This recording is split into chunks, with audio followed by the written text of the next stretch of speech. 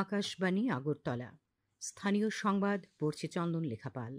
এখনকার বিশেষ বিশেষ খবর হলো, মুখ্যমন্ত্রী অধ্যাপক ড মানিক সাহা আজ ত্রিপুরাকে পূর্ণ স্বাক্ষর রাজ্য হিসেবে ঘোষণা করেছেন। কৃষিমন্ত্রী রতনলাল নাথ কৃষকদের আয় বৃদ্ধির ওপর গুরুত্ব আরোপ করেছেন। বিজ্ঞান ও প্রযুক্তি প্রতিমন্ত্রী ড জিতেন্দ্র সিং বলেছেন, গত 11 বছর প্রযুক্তিকে ভারতের প্রবৃদ্ধির ইঞ্জিনে পরিণত করেছে। রাজ্যভিত্তিক সিনিয়র ক্রিকেট প্রতিযোগিতা আজ থেকে শুরু হয়েছে। এবারে আসছি বিস্তারিত সংবাদে। মুখ্যমন্ত্রী অধ্যাপক ড মানিক সাহা আজ ত্রিপুরাকে পূর্ণ স্বাক্ষর রাজ্য হিসেবে ঘোষণা করেছেন। উল্লাস নবভারত সাক্ষরতা কর্মসূচির সফল বাস্তবায়নের মাধ্যমে ত্রিপুরা আজ পূর্ণ স্বাক্ষর রাজ্যের মর্যাদা লাভ করল। আজ আগরতলা রবীন্দ্র শতবার্ষিকী ভবনে বিদ্যালয় শিক্ষা দপ্তরের রাজ্য সাক্ষরতা মিশন কর্তৃপক্ষ আয়োজিত এক অনুষ্ঠানে মুখ্যমন্ত্রী এই ঘোষণা দেন। মুখ্যমন্ত্রী বলেন, মিজোরাম এবং গোয়ার পর ত্রিপুরা আজ দেশের তৃতীয় রাজ্য হিসেবে পূর্ণ সাক্ষরতার মর্যাদায় ভূষিত হল। তার আগে কেন্দ্রশাসিত অঞ্চল হিসেবে লাদাখ এই সাফল্য অর্জন করে। এই যে বিকশিত ভারত মাননীয় প্রধানমন্ত্রীজি 2022 সে ঘোষণা করেছেন যে বিকশিত ভারত 2047 হবে, সেটাও কিন্তু এই সাক্ষরতাও একটা বিরাট ইম্পর্টেন্ট। সেটা যদি ফুলফিল না হয় তাহলে সেই দিশায় কিন্তু আমরা যেতে পারবো না। যদিও টাইম লাইন দিয়েছেন ওনারা, 2000 এই যে প্রকল্প 2025-26 অব্দি চলবে, এটা এবারের যে এই সাক্ষরতার যে অভিযান চলছে, তো নিশ্চয়ই পার্সেন্টেজ আরো বাড়বে। অনুষ্ঠানে বক্তব্য রাখেন শিক্ষা দপ্তরের বিশেষ সচিব রাভেল হেমেন্দ্র কুমার, কেন্দ্রীয় শিক্ষা মন্ত্রকের প্রাপ্তবয়স্ক শিক্ষা বিভাগের অধিকর্তা প্রীতি মিনা। অনুষ্ঠানে উল্লাস নবস্বাক্ষর কর্মসূচির ওপর একটি তথ্যচিত্র প্রদর্শিত হয়। মুখ্যমন্ত্রী সহ অতিথিরা উল্লাস নামক পুস্তিকার আবরণ উন্মোচন করেন। নবস্বাক্ষররা নাটক ও নৃত্য পরিবেশন করেন। কৃষিমন্ত্রী রতনলাল নাথ কৃষকদের আয় বৃদ্ধির উপর গুরুত্ব আরোপ করেছেন। আজ অরুন্ধতী নগরস্থিত কৃষি গবেষণা কেন্দ্রে খরিফ মৌসুমে চাষাবাদ নিয়ে এক বৈঠকে পৌরোহিত্য করে তিনি কথা বলেন। তিনি বলেন, কৃষি উৎপাদনশীলতা বৃদ্ধি কেবল উন্নত ফসলের ফলন নয়, বরং কৃষকদের আয় বৃদ্ধির জন্য গুরুত্বপূর্ণ। তিনি বলেন, কৃষকদের অত্যাধুনিক পদ্ধতি, নতুন বীজ এবং জলবায়ু সহনশীল কৌশলগুলির সঙ্গে পরিচয় করিয়ে দেওয়ার জন্য ধারাবাহিক শিক্ষা শিবিরের আয়োজন করা হচ্ছে। বৈঠকে জেলা সভাধিপতিরা এবং কৃষি আধিকারিকরা উপস্থিত ছিলেন। প্রখ্যাত শিক্ষাবিদ ও চিন্তাবিদ ভারতীয় জনসংঘের প্রতিষ্ঠাতা ড শ্যামাপ্রসাদ মুখার্জির প্রয়াণ দিবসে আজ দেশ তাঁকে শ্রদ্ধা জানাচ্ছে। প্রধানমন্ত্রী নরেন্দ্র মোদী তার প্রতি শ্রদ্ধাঞ্জলি অর্পণ করে সামাজিক মাধ্যমে বলেছেন যে, ড মুখার্জি দেশের অখণ্ডতা অক্ষুণ্ণ রাখার জন্য অতুলনীয় সাহস এবং প্রচেষ্টা প্রদর্শন করেন। তিনি বলেন, জাতি গঠনে তার অমূল্য অবদান সর্বদা শ্রদ্ধার সঙ্গে স্মরণ করা হবে। বিজেপির সর্বভারতীয় সভাপতি জেপি নাড্ডা আজ নতুন দিল্লিতে দলের সদর দপ্তরে ড শ্যামাপ্রসাদ মুখার্জির প্রতিকৃতিতে পুষ্পস্তবক অর্পণ করে শ্রদ্ধা জানান। সংবাদ মাধ্যমকে শ্রী নাড্ডা বলেন যে, দেশ জুড়ে বিজেপি কর্মীরা ড শ্যামাপ্রসাদ মুখার্জির 72তম মৃত্যুবার্ষিকী পালনের জন্য বিভিন্ন কর্মসূচির আয়োজন করেছে। ড মুখার্জির অবদানের উল্লেখ করে তিনি বলেন, ড শ্যামাপ্রসাদ মুখার্জি একজন স্বাধীনতা সংগ্রামী এবং সমাজ সংস্কারক ছিলেন, যিনি জম্মু ও কাশ্মীরকে প্রদত্ত বিশেষ মর্যাদার বিরোধিতা করেছিলেন। শ্যামাপ্রসাদ মুখার্জির প্রয়াণ দিবস আজ প্রদেশ বিজেপি কার্যালয়ে শ্রদ্ধাঞ্জলি অনুষ্ঠানে উপস্থিত ছিলেন মুখ্যমন্ত্রী অধ্যাপক ড মানিক সাহা, বিজেপি রাজ্য সভাপতি তথা সাংসদ রাজীব ভট্টাচার্য এবং অন্যান্য নেতৃবৃন্দ। তারা শ্যামাপ্রসাদ মুখার্জির প্রতিকৃতিতে পুষ্পার্ঘ্য অর্পণ করে শ্রদ্ধা নিবেদন করেন। সারা দেশে 2027-এর মধ্যে 15 বা তার বেশি সবার সাক্ষরতা নিশ্চিত করতে understand life long learning for all in society বা উল্লাস কর্মসূচি, ভারতের দূরদর্শী জাতীয় শিক্ষানীতি 2020 এই পার্শ্ব কর্মসূচির আওতায় আজ পূর্ণ স্বাক্ষর ঘোষিত হল ত্রিপুরা। একটি প্রতিবেদন। অষ্টলক্ষীর অন্যতম এই ত্রিপুরায় কিন্তু সাক্ষরতার পূর্ণতা কোনো হঠাৎ করে তৈরি হওয়া সূর্যোদয়ের পরিসর নয়।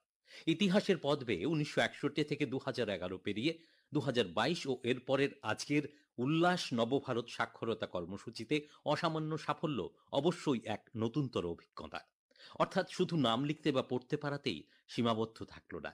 এখন জোর দেওয়া হলো প্রাপ্তবয়স্কদের মৌলিক সাক্ষরতায় পড়া ও গণনার সক্ষমতা, জীবন যাপনের দক্ষতা, ডিজিটাল সাক্ষরতা ও আর্থিক সচেতনতা বাড়ানো, আর একই সঙ্গে সাংবিধানিক মূল্যবোধ, জাতীয় ঐক্য ও সমাজ সচেতন নাগরিক প্রজন্মের নিশ্চয়তায়।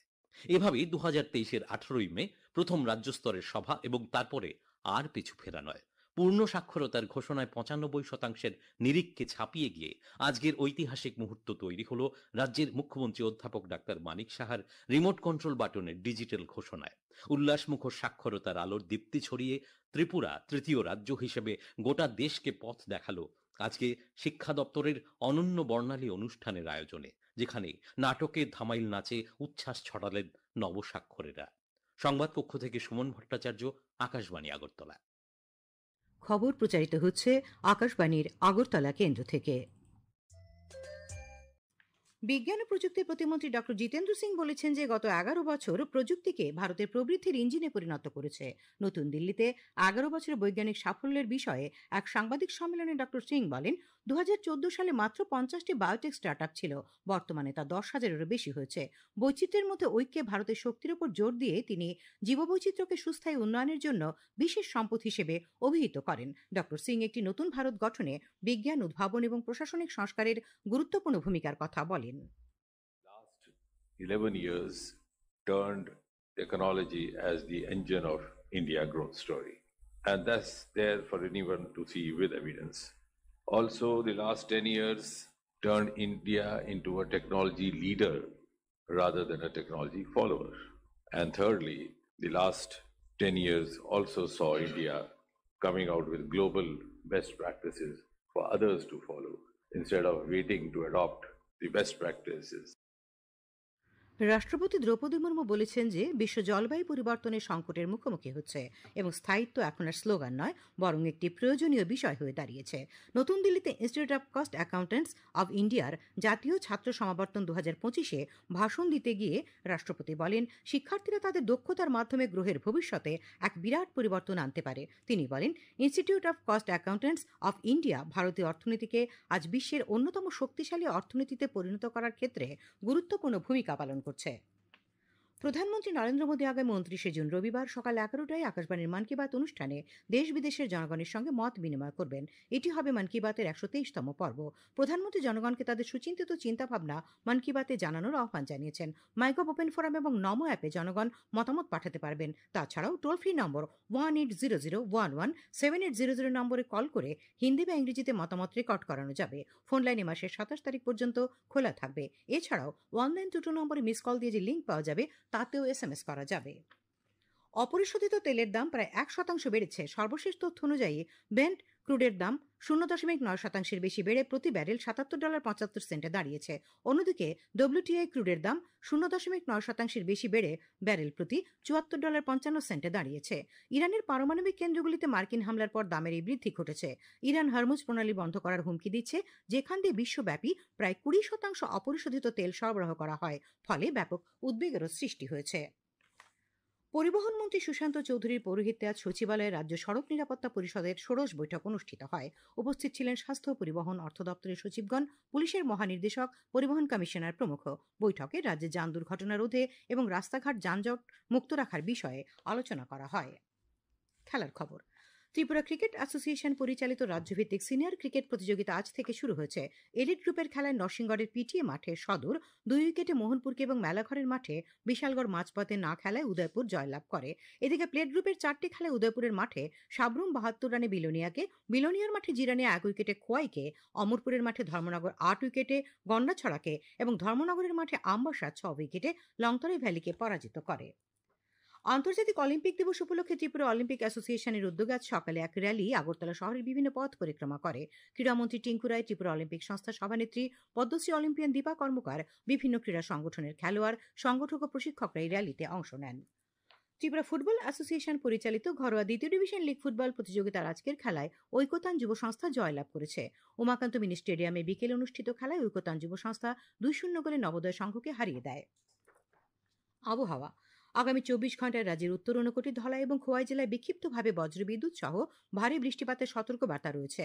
আগামীকাল সর্বোচ্চ তাপমাত্রা ৩৪°C এবং সর্বনিম্ন ২৬°C কাছাকাছি থাকতে পারে। আজ দিনের সর্বোচ্চ তাপমাত্রা ছিল ৩১.৮°C এবং সর্বনিম্ন ২৭.১°C। শেষ করার আগে খবরের বিশেষ বিশেষ অংশগুলি আর একবার। মুখ্যমন্ত্রী অধ্যাপক ডক্টর মানিক সাহা আজ ত্রিপুরাকে পূর্ণ স্বাক্ষর রাজ্য হিসেবে ঘোষণা করেছেন। কৃষিমন্ত্রী রতনলাল নাথ কৃষকদের আয় বৃদ্ধির উপর গুরুত্ব আরোপ করেছেন। বিজ্ঞান ও প্রযুক্তি প্রতিমন্ত্রী ডক্টর জিতেন্দ্র সিং বলেছেন যে গত ১১ বছর প্রযুক্তিকে ভারতের প্রবৃদ্ধির ইঞ্জিনে পরিণত করেছে। রাজ্যভিত্তিক সিনিয়র ক্রিকেট প্রতিযোগিতা আজ থেকে শুরু হয়েছে। স্থানীয় সংবাদ আজকের মতো এখানে শেষ হলো। পরবর্তী বাংলা স্থানীয় সংবাদ শোনা যাবে আগামীকাল সকাল ৭টা বেজে ৩৫ মিনিটে।